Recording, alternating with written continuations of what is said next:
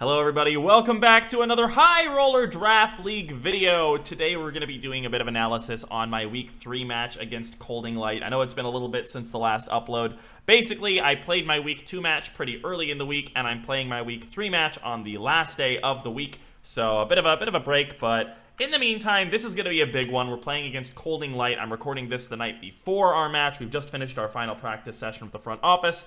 And we've settled on the team. So I figured I would record this in advance this time around. And, you know, we'll see how it progresses from there. Obviously, this video will also have post-game analysis. That's in the title, I think. So this is just going to be the analysis video. So pre-game analysis, let's have a look at our opponent this week. Colding Light, 2-0-2-0 are his results so far. He has what I said was the strongest draft in this entire division. Venusaur, Whimsicott, Blastoise, Ninetales, Sableye, G-Darm, Rotom Fan, Terrakion, Klefki, Mandibuzz, Nidoking. This bottom half doesn't really, or this bottom three doesn't really concern me too much, but this is nutty.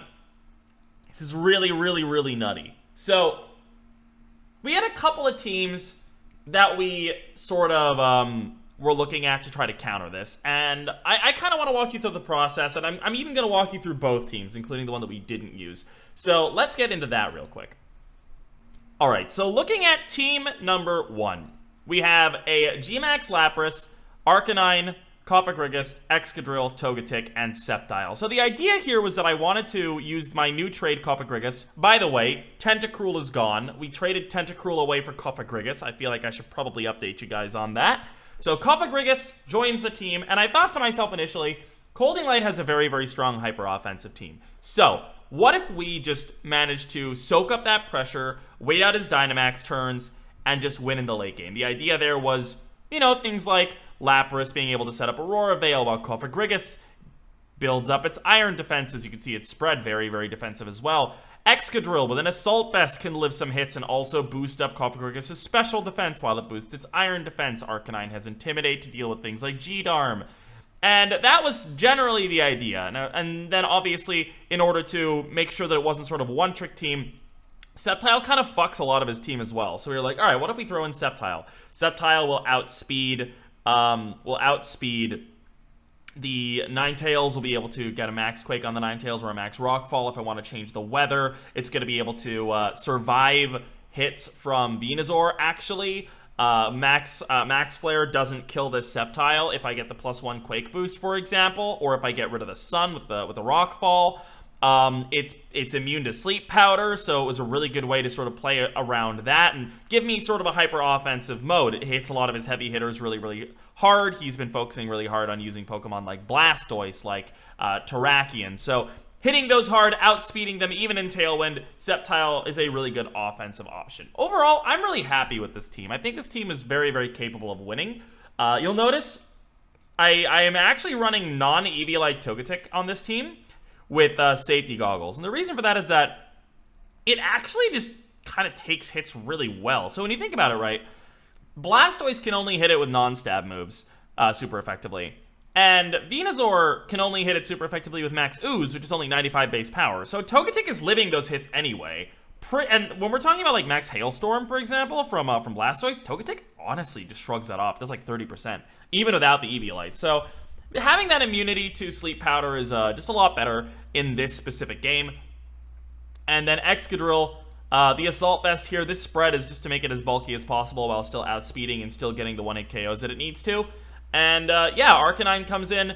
We went with Intimidate. Initially, the very first draft of the team was thinking that beat up Arcanine could work really well. And then we decided we wanted to put Cofagrigus on, and then we decided that we wanted Sceptile over Dugtrio. So this team, I spent probably about 14 hours working on this team. And then each of the other people contributed multiple hours of their own time to help me out. So this has been one that I've prepped for extensively. So hopefully I win. And yeah, overall, this was our first idea. And then very late at night, very late at night, at like 4 in the morning a couple days ago, Pedons comes to me and goes, but like, what if we did something really stupid? And I was like, I like stupid things. Well, what's the stupid thing that we're gonna do? And he says, Scarf he says, Scarf, Spectrier, outspeeds Venusaur and Sun. So you could, like, Snarl, and you could taunt it for, like, Sleep Powder, and that could be really good. And I was like, all right, so yeah, that's a good idea. Like, we looked at it and we were like, okay, that's actually pretty good. We like the idea of Scarf Spectrier. So you're like, well, how do we fit Scarf Spectrier into this team? And I was like, well, for the Cofagrigus mode to work, we need all 5 of these Pokemon, so the only thing that we can really get rid of is Sceptile. But if we get rid of Sceptile, then we're left without an offensive option, really, except for Excadrill. So then we're kind of left with 4 support Mons. And we looked at this, we tried to sort of fit Spectrier into this team. We were like, it doesn't work. So we're going to need a whole new team to build around this Spectrier idea. And then we realized, I guess for context, Colding Light's a guy who is known for clicking the sleep button a lot. He really likes Scarf Ninetales with Hypnosis sitting next to Sleep Powder Venusaur. He likes that a lot. So we thought, all right, well, that's one of the first things we need, right? We need an answer to sleep because we're kicking Sceptile off the team. It's not going to be on the new team. So what do? So Spectrier gets Uproar. Uproar is a dumb move. It is a 90 base power normal move that you cannot target. But as long as Spectrier is using Uproar, nothing on the field can fall asleep. It's very dumb. We also get Scarf Snarl, Scarf Will-O-Wisp for things like Terrakion and G-Darm, Scarf Shadow Ball for damage in the late game if we switch this thing out. This is actually really, really sick. Scarf Uproar is only going to be used if he brings Venusaur Ninetales. There are some things that I'm not telling you guys about in the building process, things that aren't listed on either of these teams that we considered because I want to be able to keep those in my back pocket in case my future opponents watch these videos. But this is something that will never be used against another opponent again, Scarf Uproar. So I am happy sharing that with you, even if we don't use it this week. Scarf Uproar is the ultimate counter to Venusaur, to the Venusaur Ninetales lead. Alongside Latias, this thing is insane. This looks like a lazy spread, but I need the 252 speed to outspeed Darmanitan without a Choice Scarf, which we actually outspeed by 1 with a Modest Nature. And we need Modest 252 in order to have as favorable a range as possible of killing a bulky Blastoise with max Overgrow, which is a great thing we get. We spent a lot of time talking about what moves we wanted on the Latias. The Psychic was obviously a necessity. We wanted to be able to get rid of, for example, the Venusaur. This is a really good range to kill. Or this guaranteed kills Venusaur outside of Dynamax, and it really chunks it in Dynamax. Draco Meteor is what we settled on for the last attacking move, just because like he doesn't really have many fairies. I kind of doubt he's gonna bring Klefki. So, and he does have Whimsicott, but, like, you're not going to want to, like, switch Whimsicott into an attack a lot of the time. Like, Draco Meteor is probably not going to be used that much, but it's a great way for me to sort of have big damage output and be able to drop the attack of something like a Terrakion or a G-Darm. And obviously, Protect is just kind of necessary. Psychic being able to set Psychic Terrain is really nice as well, because he has 3 Prankster Pokemon. He's got Klefki, he has Sableye, and he has, Whimsicott. That's the name. So obviously, Latias will not be immune to the Prankster because it's not grounded with the Levitate ability, but it'll help out its allies. So overall, this Latias is really, really nice. It's a good way to sort of use it offensively. I haven't used Latias offensively yet. I only ran it once. I ran it with Charm and Thunder Wave and a pretty supportive set in week 1 against No, it was week 2, actually, that I ran it against Triggered. And, yeah, so this offensive Latias is going to be a little bit interesting. Generally speaking, I'm kind of feeling like I'm going to bring Latias supportively more so than offensively, but there are some cute things that I can do with it, like in this matchup. There's some matchups where maybe Latias is a good offensive threat because it does have really good offensive stats. Now, Arcanine is a little bit different here than on the other team. The main reason we need Arcanine is just to Intimidate. It's just for G-Darm, and it's just for the Intimidate, and for Terrakion as well. So I figure, alright, Extreme Speed's really good just in case something lives on like a Sash. Just be able to have that ability to kill something. Flare Blitz is really good just because, you know, he has a Sun team. Flare Blitz is big damage anyway. Protect is a must. And then Wild Charge is kind of like, we were discussing what to fit in here. So on the other team, I had Safeguard on Arcanine. I don't feel like I need that anymore because I have Uproar, and the only real status he's going to be spamming is Sleep. So I was like, all right, we don't want Safeguard anymore. Helping Hand was in there for a while, but I was thinking I'm never going to lead Arcanine with this team, so I don't really know if I want to drop Helping Hand, like, ever. So, okay, so what about Snarl? But if I'm leading Snarl, I'm already going to be leading Spectrier with Snarl, and if I'm bringing out Arcanine in the late game, it's probably too late for that to have much of an impact by dropping Special Attack. So, maybe not Snarl. And then I was like, alright, honestly, the one Pokemon that I had the most trouble with on this team is Mandibuzz. It's really hard to dislodge at the end of the game. Fuck it, we'll put Wild Charge on here. It helps us out against Mandibuzz and gets us pretty good damage against Blastoise late game as well. I was considering Play Rough as well because that helps against Sableye, but Wild Charge is fine. It gets us the damage against Blastoise, and it can't miss, which is also nice. So, that just kind of slots in. We probably won't use it, but it's there. Togetic, same Togetic as the other team. Excadrill, same Excadrill as the other team, except for that we're not running Earthquake, we're running Facade. Probably not going to see this used as well. We were just thinking like, alright, or do we need double ground move? Not really. What's the best other move there? He has Prankster Will-O-Wisp with Sableye, so I guess like Facade will be nice if he burns us. And then also it gives us a little bit of speed control if we end up in a position where we're maxing Excadrill. So that's fine there. And obviously Lapras drops the Ice Shard in favor of Perish Song. We don't have the Sceptile anymore, so there's no need for Ice Shard. And basically the way this team works is, now with Togetic here, and specifically Excadrill and Arcanine, these three really disincentivize him from leading beat-up Terrakion.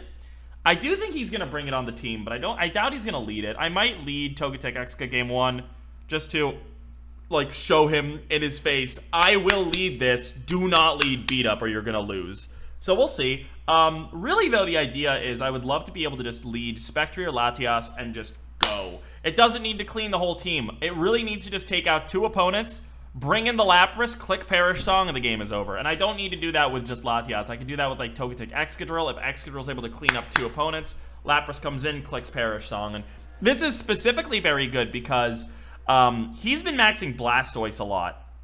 And especially against the other team, max Blastoise with chip damage from both Hail and Cannonade was a real problem for the late game Cofagrigus.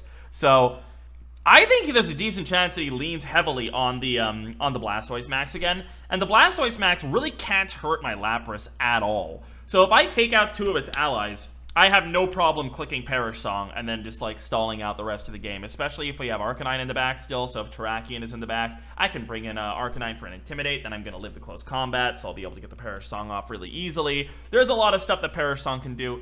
And the 0 speed here, we talked about this last week a little bit. 0 speed last week allowed me to underspeed Triggered's Politoed, which was his Perish Trap user. This is the thought process here, right?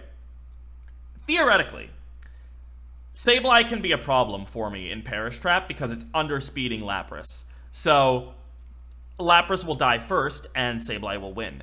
But the thing is, it's just so random that I don't think Colding Light is going to think to go 0 speed on Sableye.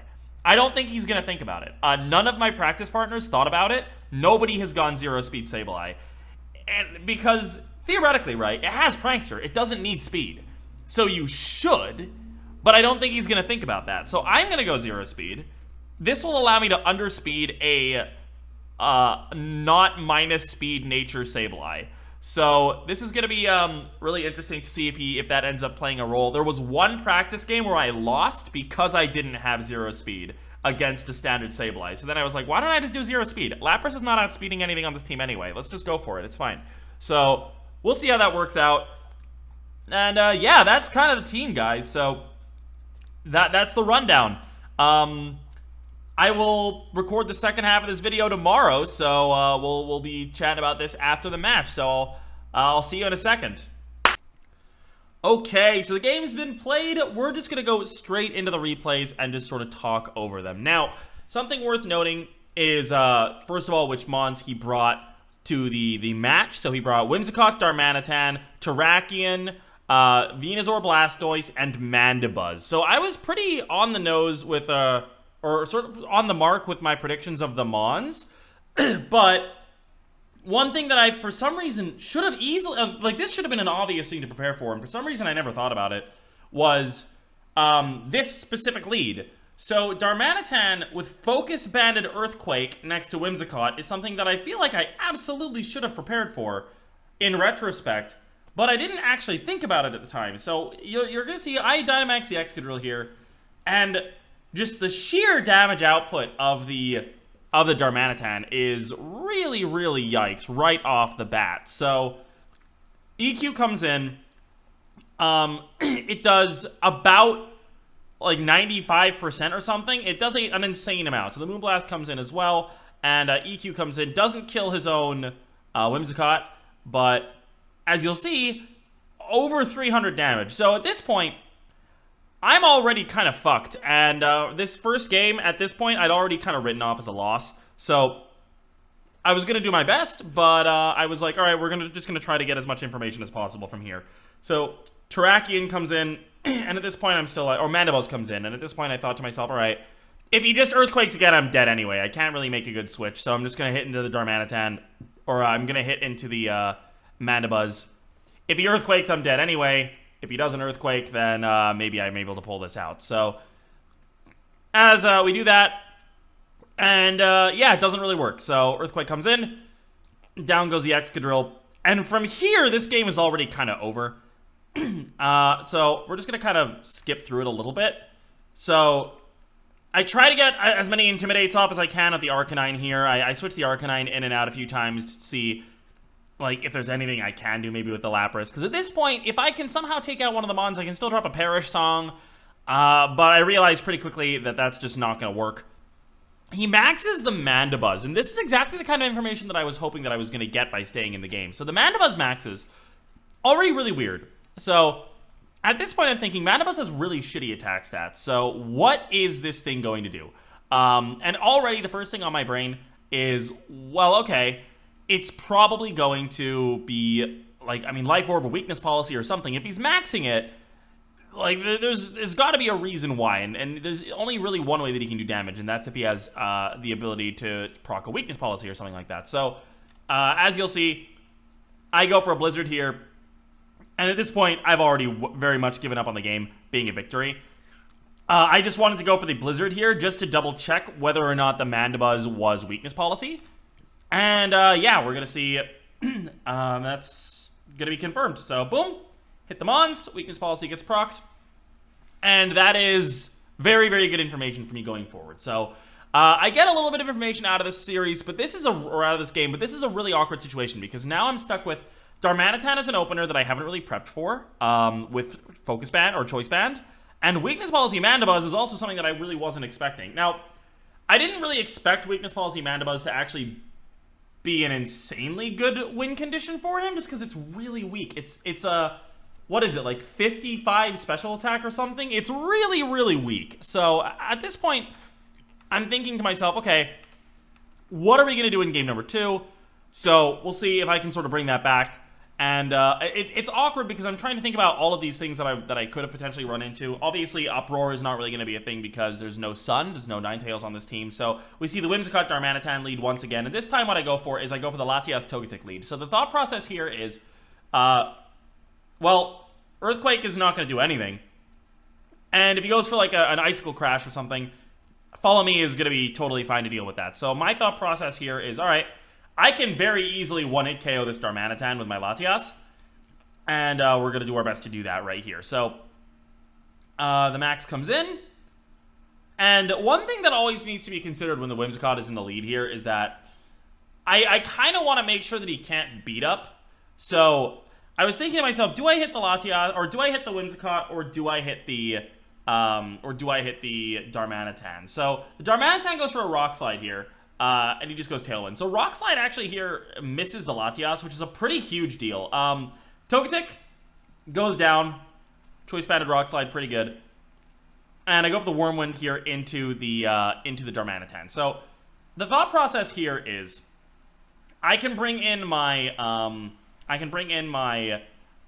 Spectrier here behind this, and the Spectrier is going to be able to Will-O-Wisp before the the idea was to Will-O-Wisp the Terrakion. So it turns out no Terrakion coming in. It's going to be the Mandibuzz. And with this on the field now, I know it's special because I think I actually skipped this in the first game, but he revealed Air Slash before he Dynamaxed, which I think is actually a really big mistake, because Mandibuzz is really, really weak in both stats. It feasibly could have been either physical or special, but now I know it's special, so I'm sitting here, I'm like, alright, okay, cool. I can just Snarl. -1 Mandibuzz is going to do nothing, just like ever. So, okay. I decide to go for the Snarl, breaks a potential Sash here on the Whimsicott as well. Fake Tears coming in is interesting. So at this point, I'm like, alright, I don't actually know if I'm going to be able to survive the Mandibuzz hit, even with it at -1, because, you know, it's pretty weak, but Max Darkness, Stab, super effective. Spectrier, not exactly a tanky bro. So Spectrier goes down, but I get the kill on the Whimsicott here with the Max Mindstorm. And this is also really good information that he has Fake Tears, because going into the next game, I know that if I can set up Psychic Terrain with Max Mindstorm, then I don't have to worry, on some of my Mons at least, about the potential for the Fake Tears kind of shenaniganry. Obviously, Latias and Togetic would still be vulnerable because they're not grounded, but the other Mons would be pretty safe against that. So Terrakion comes in, and with this, I'm kind of thinking to myself, I don't really know exactly what I want to do here, because Mandibuzz is obscenely bulky, and I'm still not really sure about the spread.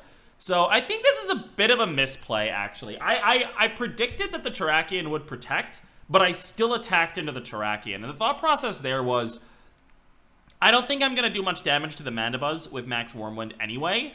So this way, if the Terrakion doesn't protect, I get the kill on the Terrakion. And I don't really miss out on that much damage because, you know, Mandibuzz would have probably tanked Wormwind pretty effectively anyway. So the Terrakion here, I know that even if he does protect here, I'm going to be able to get it to -2, so the Terrakion won't be able to actually do very much. So Arcanine gets the Protect off, and Airstream comes in.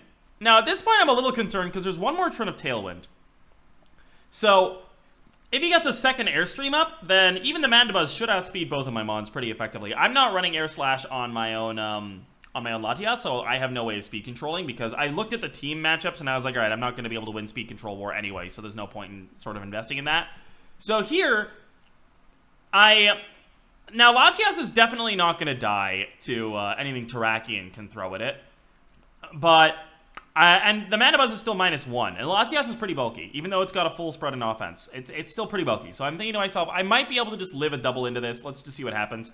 I dodge another Rock Slide here, so we're going to acknowledge, this is Life Orb as well, so I was 100% going to lose Latias there, and the game. So we're going to acknowledge that I won this game off the back of Rock Slide misses, because this absolutely would have killed Latias. So from here, we are just going to be able to get off a Psychic, takes out the Terrakion, and then we're just going to start doing some chip damage now to the Mandibuzz. Now, we know that it's Airstream, or that it's Weakness Policy, but we also know that it doesn't really get any moves. It's not going to be running a move that has spread damage. So going for that there, without the +1 coming in from the Airstream, I'm pretty sure I outspeed it. So the fact that he went for the damage there, the kill on the Latias, means that I should outspeed the Mandibuzz now. So I decide, you know what, alright, let's just go. We're just going to try to maximize your damage as much as possible. It's probably running Roost, so like, let's go.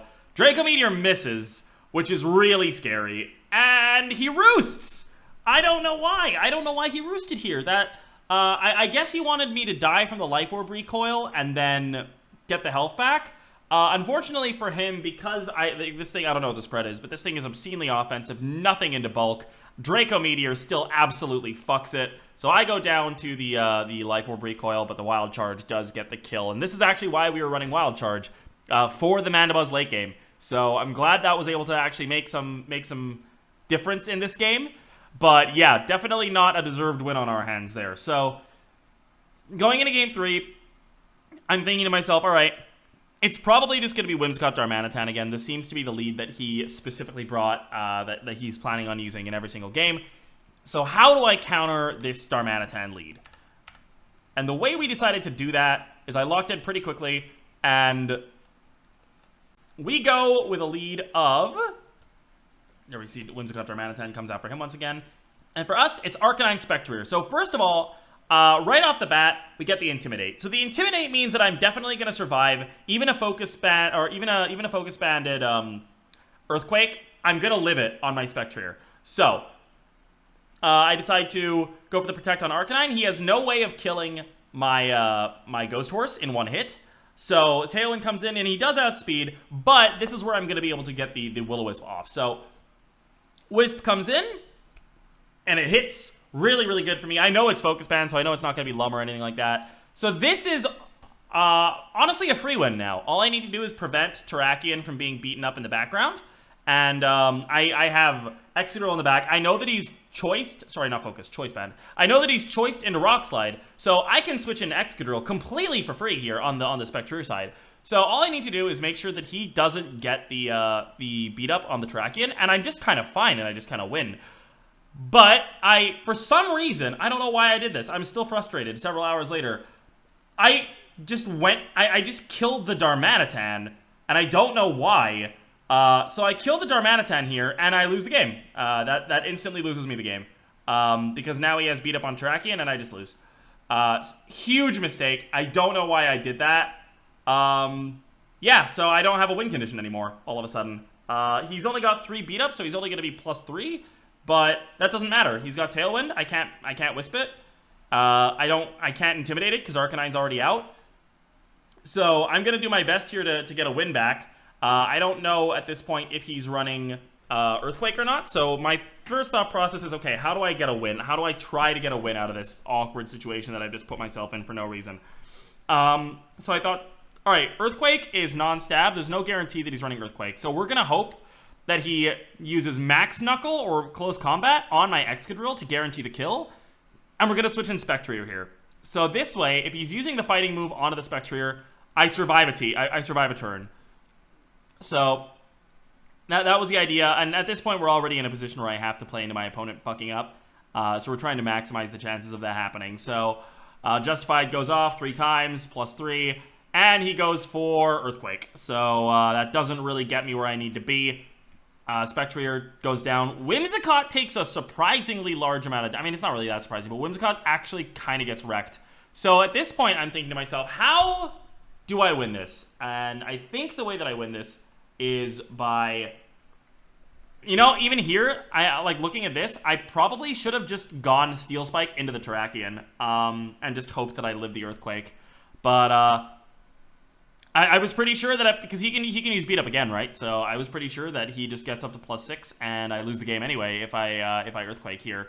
So or if I max the Excadrill. So at the end of the day, I just kind of had to do something, and I figured maxing the Excadrill was my best bet. So I wanted to wait out the turns of Tailwind. So I brought in the Arcanine to try to get off an Intimidate there. And it actually works. He uses Fake Tears, which is kind of weird. I assume he has Mandibuzz in the back here, so that's what he's prepping for. But he goes Rock Slide and misses the Arcanine. So he reads the switch really well. But the Rock Slide there actually was pretty risky. If I would have just gone after the Terrakion, he would have been dead. So because of this, now Tailwind is gone. But I have Extreme Speed. So as long as Whimsicott dies to Extreme Speed, I feel like if Whimsicott dies to Extreme Speed... and I survive a hit from Terrakion, I actually have a chance of winning this game. So Extreme Speed comes in. It outspeeds the Tailwind. Now, consider, though, Terrakion does outspeed Excadrill outside of Tailwind anyway, so I also need to survive the Earthquake. But all of a sudden, there's a slight chance for a win condition here. So Excadrill maxes, Extreme Speed comes out, and Whimsicott doesn't care, so it doesn't matter. Tailwind comes in, doesn't actually matter. Earthquake comes in, kills everything. So, unfortunate. Really, that was a complete throw. So, at the end of the day, though, I also didn't deserve to win Game 2 because of the Rock Slide misses. So, even though I completely threw Game 3, it's I would say a pretty deserved result for the match. So, unfortunate. And the things that we can take from that are... I needed to prep for Earthquake. I really didn't prep for Focus Band Earthquake. And I like, that's the one that I really should have considered as like an obvious possibility. But Mandibuzz weakness policy, I didn't expect. Honestly, I don't think the Mandibuzz was very good. It won Game 1, but that was because I was already dead. Game 2, the reason why Game 2 was close was not because of the Mandibuzz, it was because of the Rock Slide users. So, I don't know, I don't really think the Mandibuzz was very good. But just the rest of the team, the way it was played out was very, very good. The Darmanitan dishing out so much damage. Honestly, probably the hardest matchup that I have in the entire division, though. So with that, we get the win on one of the games, though, which is important, because the way points work is that it takes into account game wins. So, for example, if you win 2-0, you get 2 points. If you lose 2-0, you lose 2 points. So a 1-2 means I only drop 1 point here, which isn't too bad. We're currently looking pretty okay. We're tied for 5th place at the moment after 3 weeks out of, like, I think it's 18. So can't really complain. It's not too bad. And this is the hardest sort of stretch in the league. We have Borgie next week, and then we have Jin Fury the week after that. So it's going to be a little bit oof, but at the end of the day, the hardest match is gone now. Hopefully we should still be able to make playoffs. Tough match for sure. Colding Light played very well, prepped very well. Really didn't bring... He brought the Mons I expected, but not in the way that I expected him to. So well done to him for his preparation. And yeah, so we'll see how next week goes. Of course, if you are watching this analysis video, that means that the actual video of the live video is already up. So feel free to go check that out if you want to see me be real sad.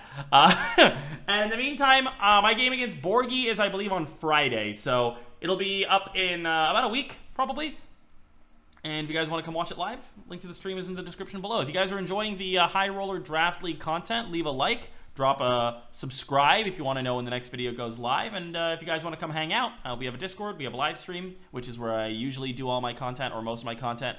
The live stream, not the Discord. But the Discord's a good place to hang out and know when things go live, when I go live on my stream, when videos go live, or just generally come and hang out with people. So feel free to check all of those out, and I will see you guys in the next video of the High Roller Draft League. Bye-bye!